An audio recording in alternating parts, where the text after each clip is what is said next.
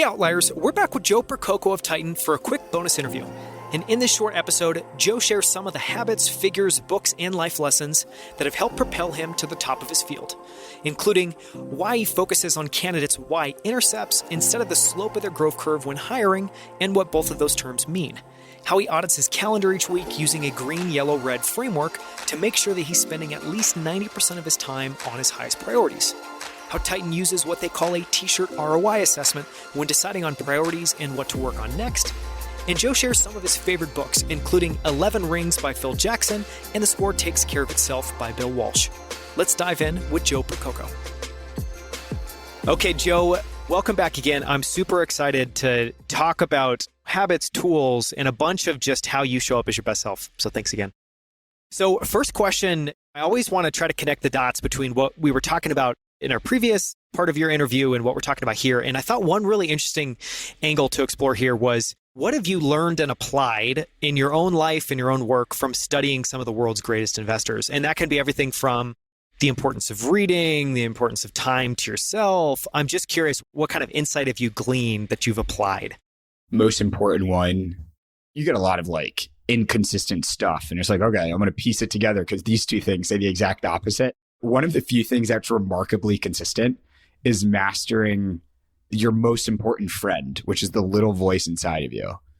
And it's just crazy the number of people I speak to, CEOs running multi-billion-dollar companies, people who ran FANG companies, and just how much effort they're spending to ensure that the relationship with themselves is just fulfilling, content, calm, focused.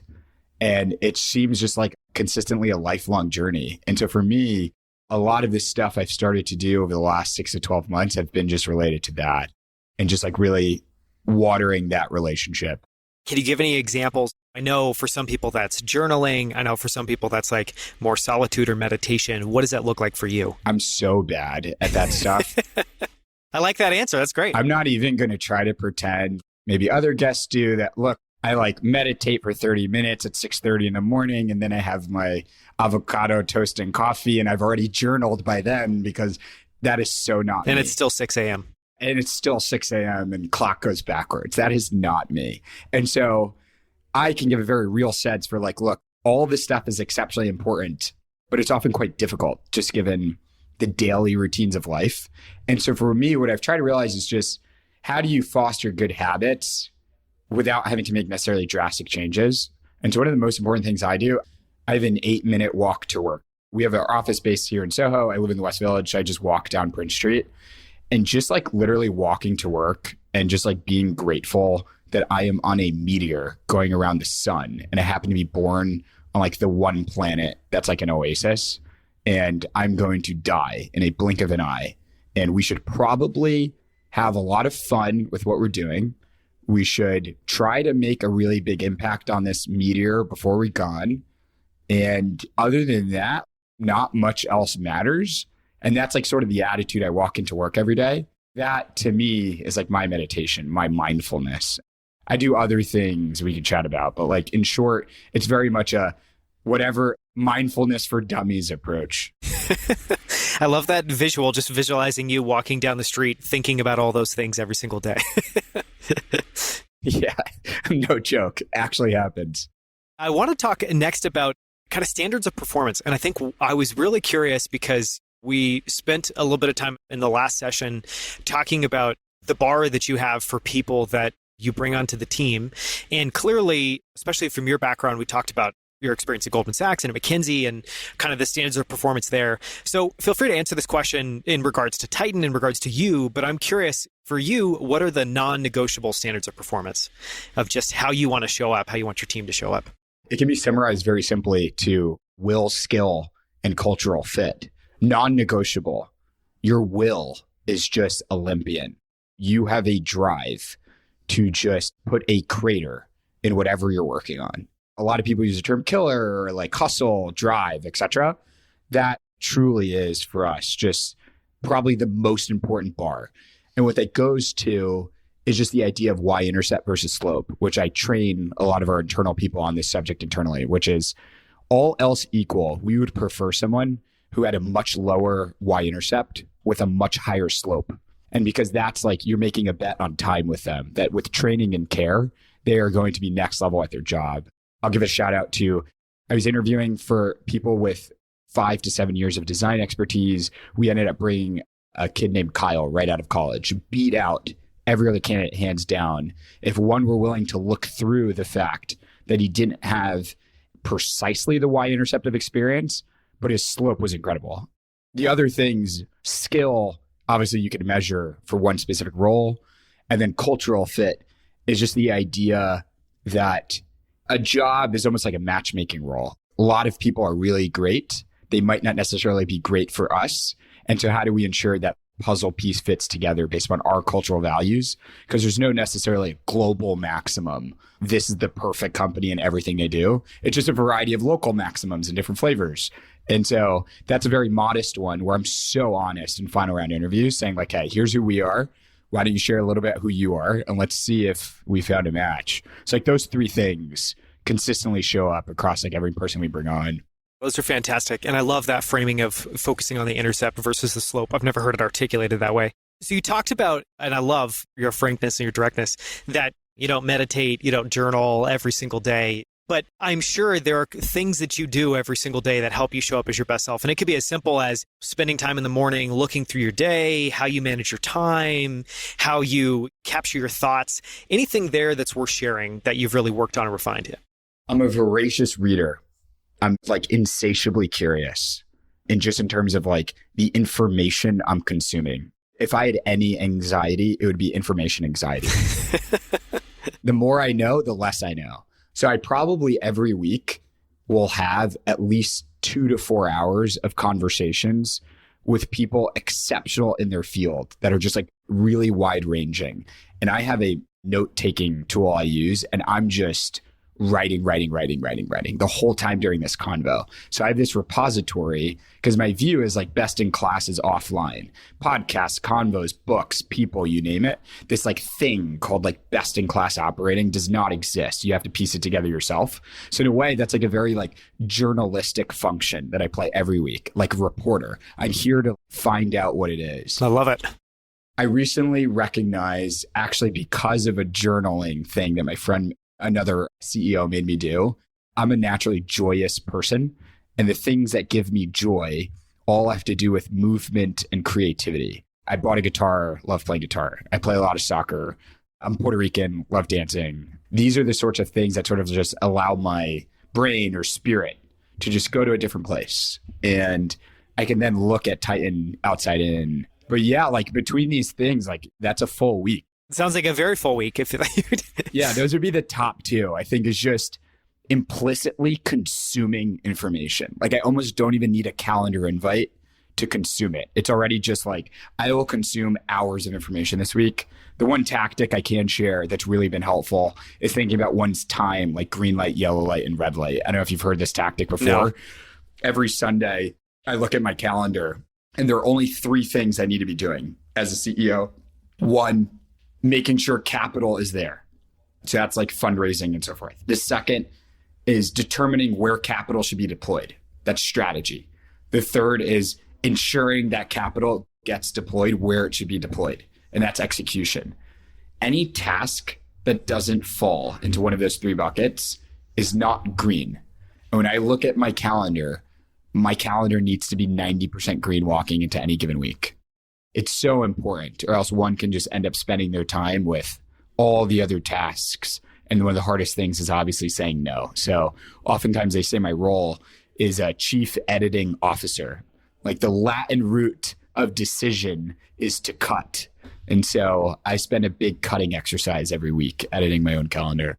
I love that. That was an analogy Jack used a lot at Square. Instead of calling people product managers, everyone was an editor, and he was really big on that concept of, and Ray Dalio has something similar. It's like sculpting and shaping and the importance of that, which I think is interesting. That is super fascinating. Yeah, I haven't heard of that exercise. I definitely know a lot of people that do calendar audits, but I love that framing of green light, yellow light, red light, looking at your calendar and the bar of 90% green going into any week, which I imagine is hard. And you're probably looking at your calendar often and you're looking at all the things that you need to say no to. So hard. We do another thing internally, which is called T-shirt ROI assessing. So ultimately, the way we run Titan, there's a 10-page memo on our 10-year vision. We then have it, okay, what's the 3-year goal? And then from there, we create a 1-year KPI called the BHAG. Credit to Jim Collins, Good to Great. You should have a big, hairy, audacious goal, decompose that into a physics equation. And then from there, you have quarterly projects. And for the quarterly projects, how high ROI, so return, and then how much investment do you need on this project, and assess them like a T-shirt. Like, is this an extra large impact, small effort? If so, that gets really high on the list. And so it's a creative approach, which I'm sure a lot of people have an ROI-based methodology. I've learned that the T-shirt moniker adds a little bit more fun to the strategy planning exercise. Super fun. Moving on to the next question. I'm curious for books or figures that have had a profound impact on you. I know that obviously you're always consuming information. Could be books. Maybe that's not always books. But any books or figures that have had a profound impact on you, or just things that you find yourself recommending, giving to others, suggesting all the time? Coaches. And I've been studying for the last year the best coaches that the sporting world has ever produced. Reason being, in sports, the feedback cycles on whether you're great or good is just so fast. Usually once a year, you will be determined if you're good versus great. Usually it will take the lifetime of a company to figure that out, or maybe at least every few years. And so what I've then been studying is coaches who can walk into enterprises that were previously underperforming, who have just a track record of controllably taking an org to the next level. And so it goes back to that thing we were discussing earlier, which is the company OS is one of the most important things I need to build. And so hence, one of the best things to study are people who can systematically create best-in-class OSs. So you can get a lot of good nuggets from 11 Rings, Phil Jackson's book. A lot of it's long-winded, but there are a couple of nuggets in there. Bill Walsh, The Score Takes Care of Itself. That guy went to a 2-11 49ers organization and brought them 5 Super Bowls. Just reading through his tactical list of what he did, ranging from teaching the secretaries the exact script they should say when they pick up the phone, to like forcing his players to tuck in their shirt. I've studied everything I could on Pep Guardiola, who just definitionally has done exactly what I said, just goes into league and league. He's like literally destroyed the EPL and like given it a rebirth with his own philosophy. Obviously, Andy Grove's High Output Management consistently is probably the like number one book I gift. That's sort of like Warren Buffett. If you are at all in the business field and you have not read High Output Management with a pen in your hand, annotating it and writing notes, you need to immediately go do that this weekend. Those are fantastic examples. And I'll link to it in the show notes. It would take me a couple minutes to go and look it up. But on that vein, Nick Saban is someone I've studied a lot. And a couple of years ago, there was a really, really, really well done. It's probably a 4-hour, 3-part or 4-part podcast episode where it was interviews with Nick Saban, interviews with his other coaches, interviews with players. It was like a true 360-degree story of what it's like. I love this. Yes. I'll send this to you after this interview and I'll add it to Send me the show notes too. Yes. No, I will. But no, it's incredible. And I think he, like a few people, he hasn't necessarily gone into an organization and turned it around, but he's been able to, I think on the flip side, there's that piece. I think another thing we're studying, I'm sure you'd probably agree, is people that have just been able to have a prolific track record where it's very clear that luck is out of the equation and there's a system and skill. What does Tom Brady do? Yes, yes. No real physical ability. What has he done to acquire such expertise? You could say Belichick, but no, like the competitor in me understands a large portion of this is just wanting to provide the best impact one can have. And a lot of it is in your control versus out of your control. It's just, do you have the will to go understand and study it and learn and iterate? So I often find sports literature, despite it being poorly written, if you're willing to look past it, you can often get some exceptional anecdotes for how you run companies. I agree. I want to ask one more question around that, which is sports, it sounds like, have had a big impact on your life, from doing sports early on to studying coaches and teams and using that as just a well of inspiration. I'm curious, from your experiences playing sports, being a part of teams growing up, what has that brought to your mind that has shaped how you show up at work, has shaped how you've built Titan? What is the OS pieces that are kind of encoded deep in your brain from your experience there? Do you mean like tactics or do you mean like principles that like come to mind? Yeah, I think more principles. I think more just like and I think there's everything from a focus on hard work, a focus on being a team, but it just seems to me that there's different principles in sports that some make it to business, some don't. So I'm curious what kind of is stuck in your brain. Titan has a very low degree of burnout. Like we have never lost a single person yet. It's fantastic given that sprint that you talked about, the crypto sprint. We're like a team that I truly mean it when I say it will take a decade to do X and then the next decade we'll do Y. We're buckled up for a long period of time. I think one of like the core principles behind that is you're trained to win and lose. And regardless, the thing that wakes you up in the morning every day is just the joy of being able to feel like you're in the right position on the field, playing, having a blast, doing it for someone else. In sports, it's an audience. For us, it's our clients. And regardless of if the scoreboard says win or lose, you go home, you get a good night's sleep, and you come right back and you try your best the next day. And it's sort of like that degree of humility and compounding that we bring that's like ironically pretty similar to the investing sphere. Yeah, focus on process. It's like that's what matters. You just need to show up and give it your all. Not outcome. We have a very high degree of rigor with what we do. So it's like we're not complacent and we continually raise the bar on ourselves. And so there's like all this good stuff. When I observe some other entities and such, I just think like one could have more fun and more fulfillment, like as you go through it, if you just came to the realization that hopefully you find something you do for a long period of time, which unlocks your best piece of work. And so that's like our goal as a leadership team is we're sort of the coaches. We're in service to all the position players at Titan, including myself. How do we just craft the best environment for them to set records and be in the history books? I think it's fascinating. It definitely, to me, feels very colored by the world of sports in a great way. Very much so. So I'm excited to ask these two closing questions and to hear your answers. And the first is, if you can share a favorite failure. Favorite failure is that I fail all the time. It's great.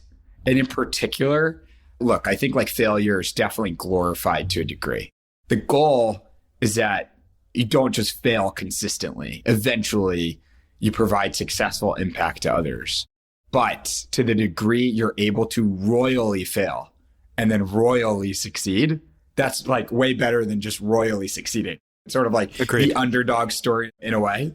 And so it almost like my best work comes out after I failed because now I'm underdog and like, boy, do I have something to prove when I'm the underdog. And I suppose tying it together, like when we were rejected by the venture community or when I've been rejected by every job, it's sort of like you're being told like, hey, this is great, but I think you can do better. And let's chat once you reach the next level. And so Titan's very much like a wartime company in that sense. And that's part of like that DNA, which is I sort of set that tone, which is like, look, we just did great, but I know we can do better. And it's not that the org is failing at all. Like the org is doing exceptionally well. I think just that motivation that comes with failure is just like adrenaline 2.0. I love that answer. And just to go a little bit deeper on that, I know that you guys got rejected more times when you were raising your first round of capital than Robinhood. Talk a little bit about the number of times, what that experience was like, and if there was an unlock at the end of that. So I want to make, for any other entrepreneur listening on the show, let's be clear. If you get rejected 10 times in a row, you should go back to the drawing board, revise your pitch, or get more data before you keep doing it again. The failure I'm describing is a glorified failure. In hindsight, I should have totally pivoted process. There's that Einstein quote, or someone has that quote, like, if you keep doing the same thing over and over again and you expect different results, you're an idiot or something. I literally did that until there were no more people to speak to. Thank God, or else I'd have 1,000 rejections in a row. But yeah, just like visualize your alarm goes off. You wake up in the morning, you put on your clothes, do your hair, whatever you need to do. And you're like, today I have a pitch. And you go to the pitch. Today I got rejected. And then you do that again. And you do that again. And you do that again. And you do it again.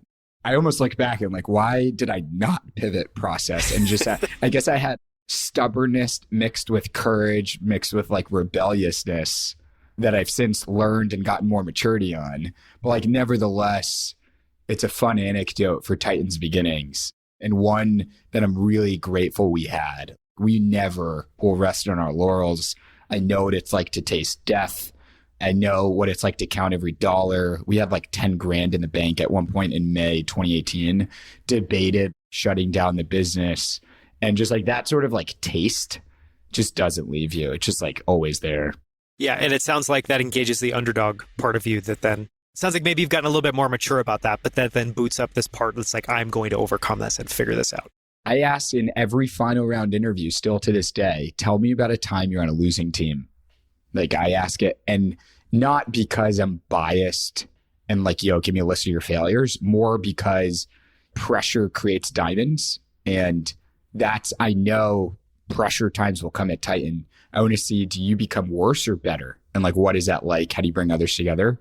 Because we are in a 13-year bull market or whatever, and everything's going exceptionally well in the technology industry. And my view is the boats that can be the highest when the tide rises, they're the ones who are going to win, and they're going to take so much market share. And we need to be one of those companies. So it's almost like we're prepared for war, even though it's good times. I love it. And you need to have that attitude, I think, in the investment business.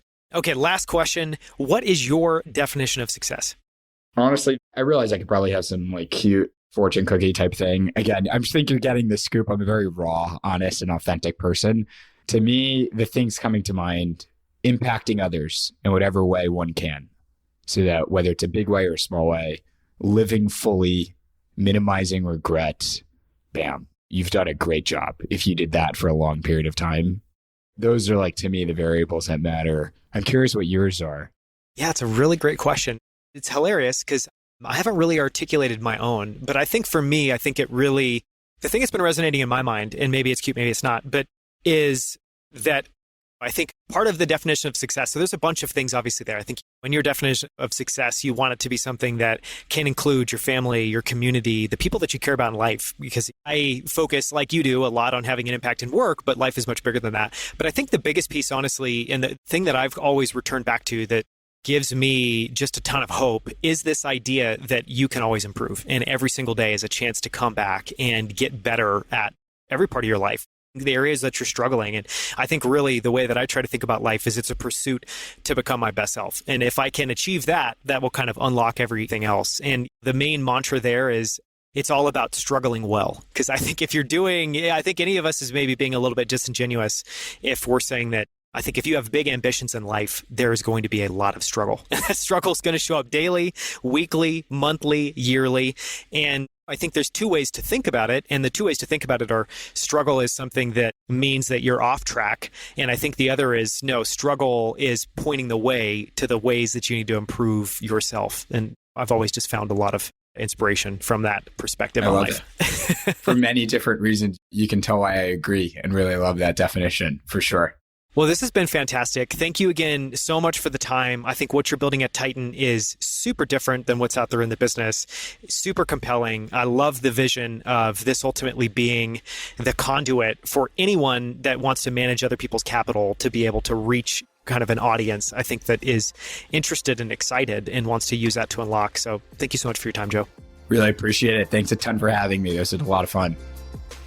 If you haven't already, listen to episode 38 to hear more from Joe Percoco of Titan. For links to everything we discussed, as well as our notes and takeaways from the episode, visit the show notes at outlieracademy.com/38. At Outlier Academy, you can find more conversations with incredible guests like Scott Belsky, Kevin Kelly, Erlang Kagi, Paula Ferris, and Mark Sisson. You can also sign up for our free weekly newsletter, Outlier Debrief, where every week on Friday, we share a few highlights from the latest episode with a few of our favorite books, quotes, articles, headlines, and moments from that week. Thank you so much for listening. I'll see you right here next week on Outlier Academy.